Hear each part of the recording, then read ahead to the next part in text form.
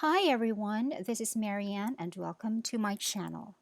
I just wanted to quickly come on here and talk to you about this ink vial rack that I purchased from Goulet Pens quite a bit of time ago.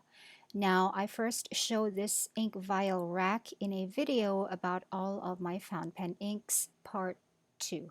Part 1 was all my inks in bottles, and part 2 was all my inks in sample vials, and I will link both videos in the description box.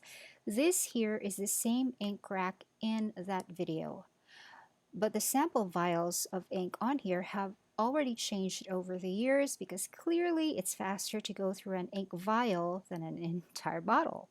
Most of the sample vials that are on here are also from Goulet Pens, from their ink drop from many years ago, and then I bought like a bunch of empty ink vials from them and decanted some of my ink from bottles into the sample vials so I can bring the vials around.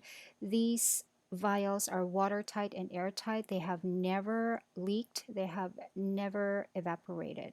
They're very good quality, and these are the ink vials that can fit into this ink rack.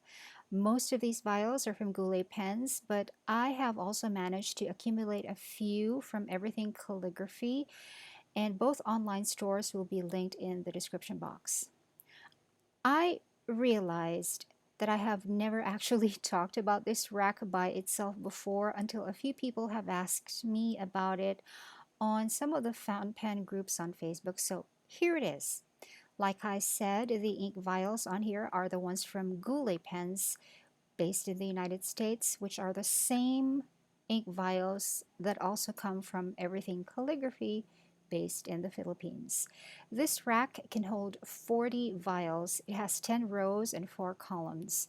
I have this completely filled up and I still have other vials that can't go in here, but what I can say this early in the video is that if you're going to use this rack, it would be a good idea for you to place some swatches on round sticker labels that you can stick to the top of the cap of each vial.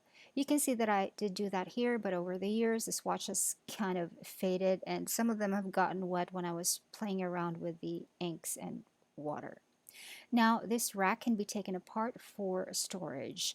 There are two white plastic parts that function as the stand for the rack, and they have slots where these clear panels slide into.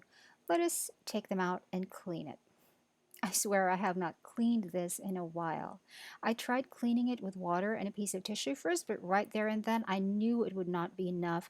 So I took these to the kitchen sink and used dishwashing liquid and running water. It's completely clean now, and we can talk about it more. The top two panels have these raised numbers on them from 1 through 10. The panel that goes on the bottom doesn't. The vials sit on the rack like so. The labels on the ink vials won't be visible unless you tilt the rack up like this, but even if you do that, you'll only be able to see the labels of the vials on the front row. That's why earlier I suggested that you place ink swatches at the top of the cap for easier identification, but of course you will still need to put a proper label on the vial itself. Now, once again, here are the top two panels, and here is the bottom panel. The bottom panel has a smaller circle cutouts on them compared with the circle cutouts on the top two panels. The reason for that is because this is actually a rack for test tubes. I think someone from Goulet Pens told me that in an email, or Brian may have mentioned it in one of his videos. I don't remember. It was a long time ago, but just in case you're wondering where to place your sample ink vials, you can use a test tube rack, or you could buy this from Goulet Pens. It's pretty sturdy too. I've had this for years and I can see no cracks on here, and it has not discolored. It's pretty good quality for an ink vial rack or a test tube rack for that matter. And that is my super short video for you today. Thanks for watching. Bye.